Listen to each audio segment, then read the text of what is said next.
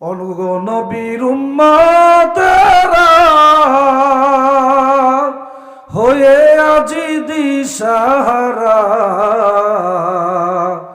কুরআন হাদিস ছেড়ে চলো যখন যাহা চাই মনি, নবী বিনে কে তরবে পুলসিরাত মিজানি, নবী বিনে কে তরবে পুলসিরাত মিজানে।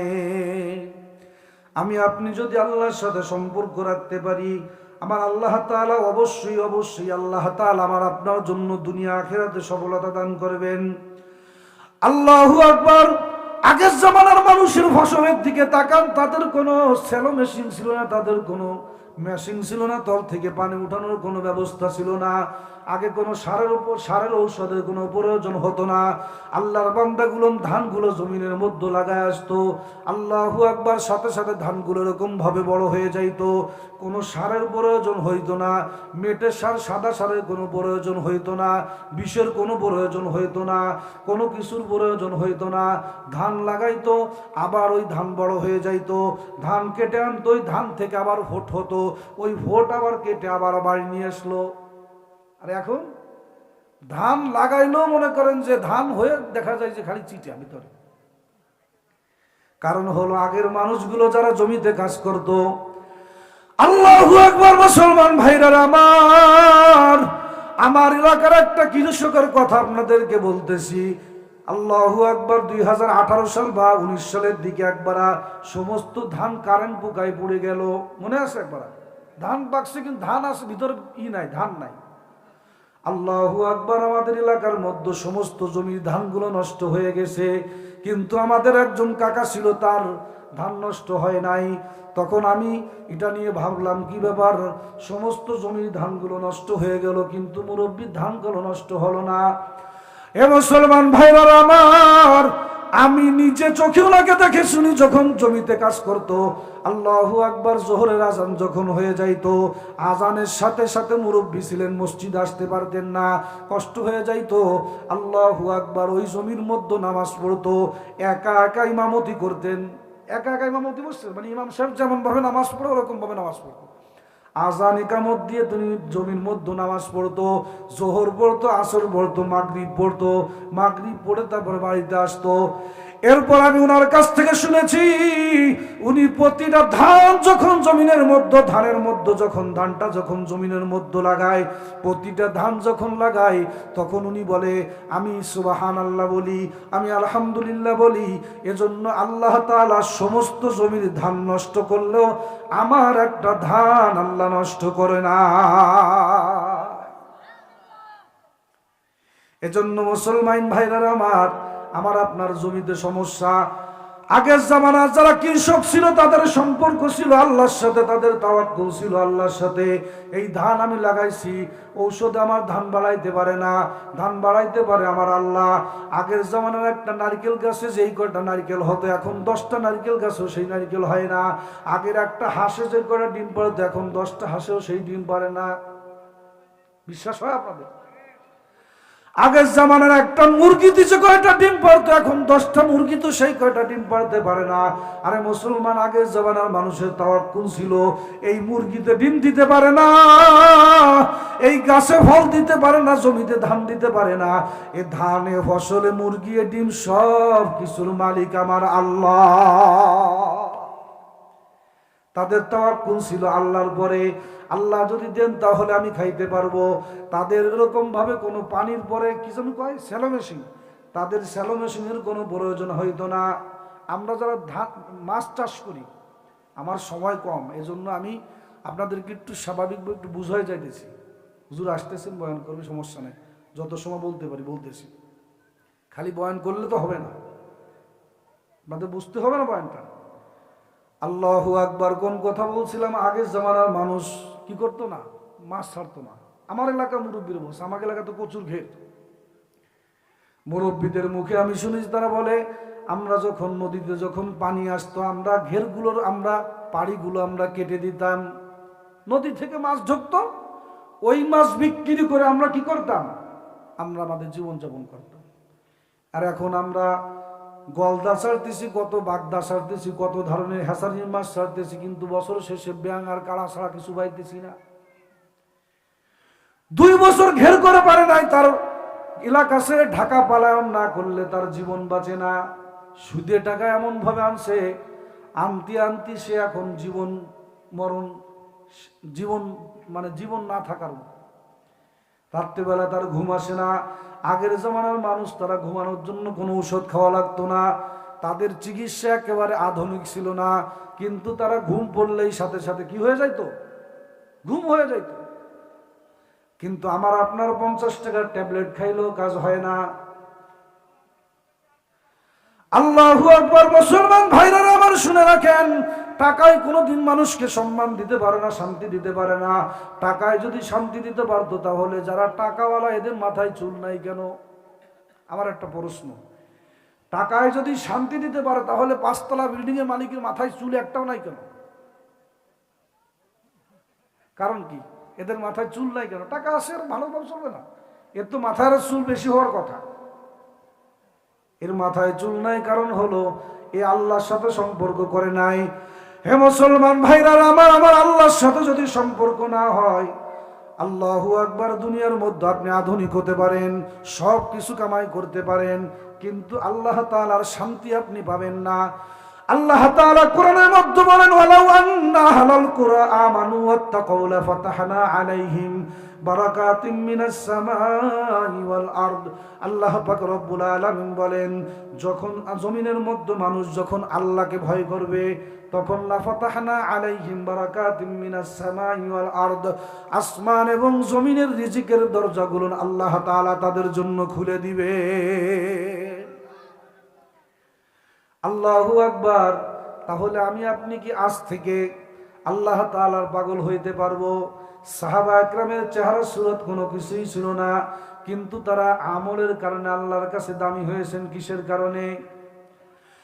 আল্লাহ তাআলার কাছে দামি হয়েছে শুধুমাত্র আমলের কারণে। আল্লাহর রাসূলের জন্য বলেন, ইন্নাল্লাহা লা ইয়ানজুরু ইলা সুওয়ারিকুম ওয়ালাকিন ইয়ানজুরু ইলা কুলুবিকুম ওয়া আমালিকুম। আল্লাহ বান্দার কোনো চেহারা সুরত, সামাজিক অবস্থা কোনো কিছুই দেখে না। আল্লাহ তাআলা বান্দার দেখে শুধুমাত্র তার দিল। হযরত বেলাল রাদিয়াল্লাহু তাআলা আনহু, আল্লাহু আকবার, চেহারা সুরত ছিল না, কোনো কিছুই ছিল না। আল্লাহর রাসূল যেদিন মেরাজের রাতে যখন জান্নাত জাহান্নাম ভ্রমণ করলেন, আল্লাহ তাআলার আরশ কুরসি সবকিছু ভ্রমণ করলেন, আল্লাহর রাসূল জান্নাতের মধ্যে হযরত বেলালের হাঁটার আওয়াজ শুনে আসলেন। এটা কিসের কারণে? তার টাকা পয়সা বেশি ছিল, চেহারা সুন্দর ছিল নাকি? হযরত বেলাল রাদিয়াল্লাহু তাআলা আনহু শুধুমাত্র আল্লাহ তাআলার ইবাদতের কারণে এখানে বসে আছে।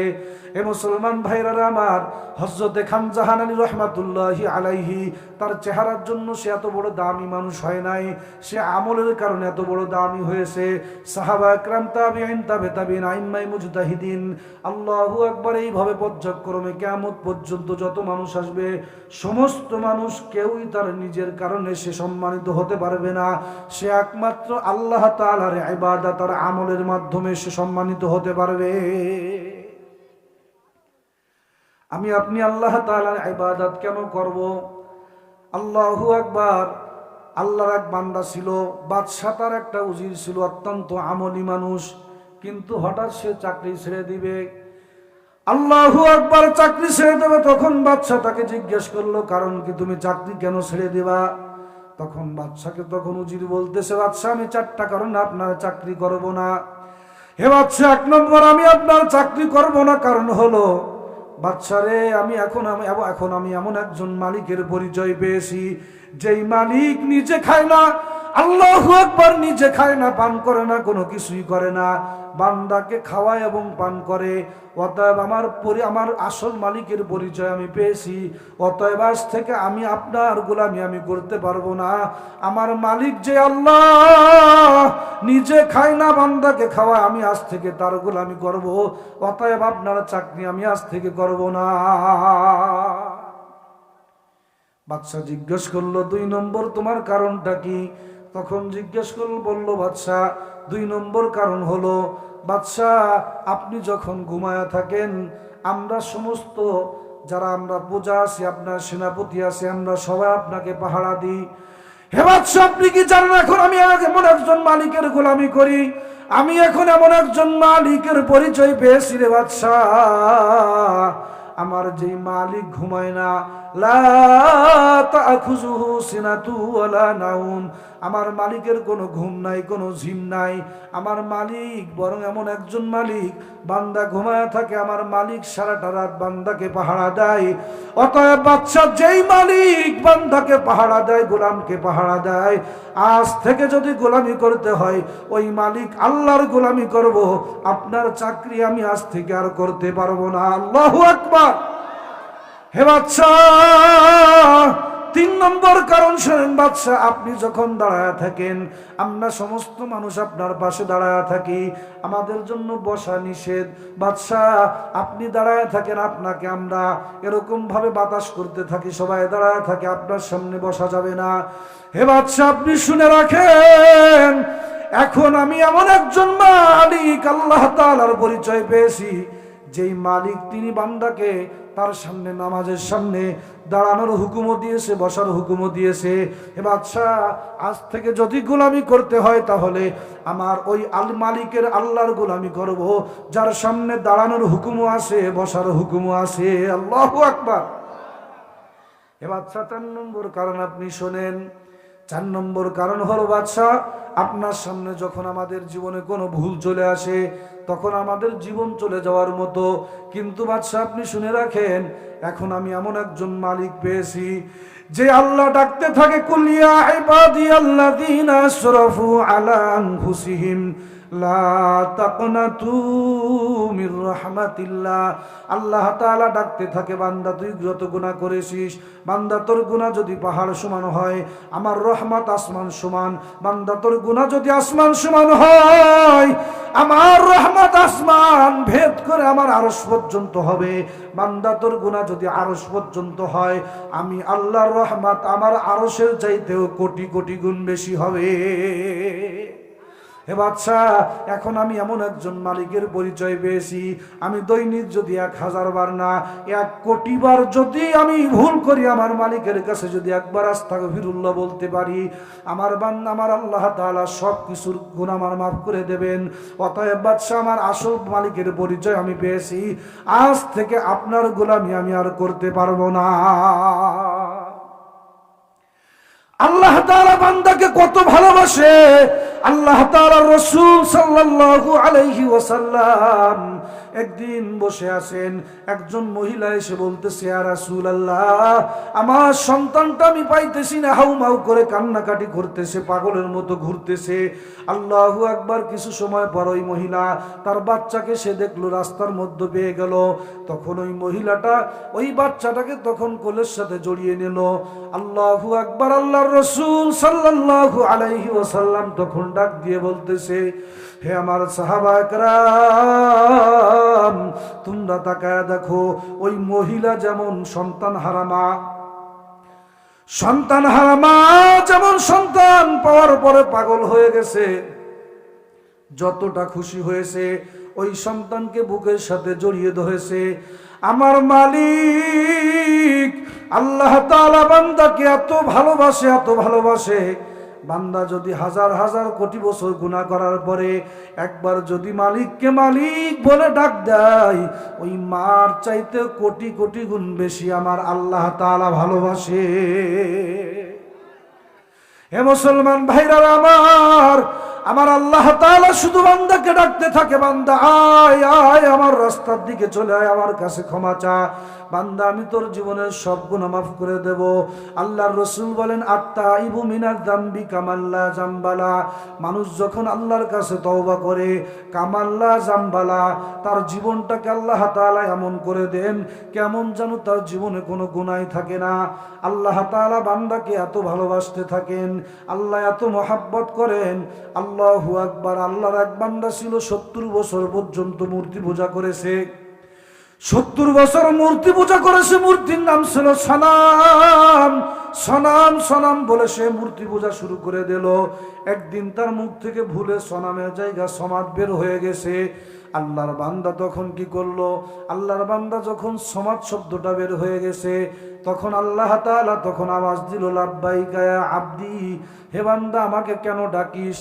তখন আল্লাহ তাআলা যখন ডাকে ডাকের যখন জবাব দিলেন, আল্লাহর বান্দা তখন আফসোস করা শুরু করলো, আমি 70 বছর পর্যন্ত যেই মূর্তির পূজা করেছি, আমি সনাম সনাম বলে ডেকেছি, আজকে আমি ভুলে সনামের জায়গা সমাদ বলেছি। আমার মালিক আমার ডাকে সাড়া দিয়েছে। আল্লাহ তাআলা গায়বী ভাবে বান্দাকে জানায়া দিল, বান্দা যা তুই ভুলে ডেকেছিস, তারপরও তোর জীবনের সব গুনাহ খাতাকে আমি মাফ করে দিলাম। আল্লাহ তাআলা ডাকতে থাকে, বান্দা তুই আয়, তুই আমার রহমতের দিকে চলে আয়। বান্দা তুই যদি আমার রহমতের দিকে 1 হাত অগ্রসর হোস, আমার রহমত তোর দিকে 2 হাত অগ্রসর হইবে। তুই যদি 2 হাত অগ্রসর হোস, আমার রহমত তোর দিকে 4 হাত অগ্রসর হবে। বান্দা তুই যদি আমার দিকে হেঁটে হেঁটে আসা শুরু করে দিস, আমি আল্লাহ তাআলার রহমত তোর দিকে বিদ্যুতের গতির ন্যায় পৌঁছানো শুরু করবে। আল্লাহ তাআলার রহমতের দিকে দৌড়ানো শুরু করেন। দুনিয়ায় যদি শান্তি পেতে চান, আখিরাতে যদি শান্তি পেতে চান, একমাত্র আল্লাহ তাআলার ইবাদত ছাড়া বিকল্প কোনো রাস্তা নাই। কিয়ামতের ময়দানে আমার আপনার কি হবে? মুত্তাকি বান্দা হয়ে যদি কবরে যদি না যাইতে না পারি, আল্লাহ তাআলা বলেন, ইয়া আইয়ুহাল্লাযীনা আমানুত্তাকুল্লাহা হাক্কা তুকাতিহি ওয়ালা তামুতুন্না ইল্লা ওয়া আনতুম মুসলিমুন। আল্লাহ তাআলা বলেন, হে ইমানদাররা, তোমরা যথাযথভাবে আমি আল্লাহকে ভয় করো। ওয়ালা তামুতুন্না ইল্লা ওয়া আনতুম মুসলিমুন, খবরদার তোমরা পরিপূর্ণ ইমানদার না হয়ে তোমরা অন্ধকার কবরে এসো না।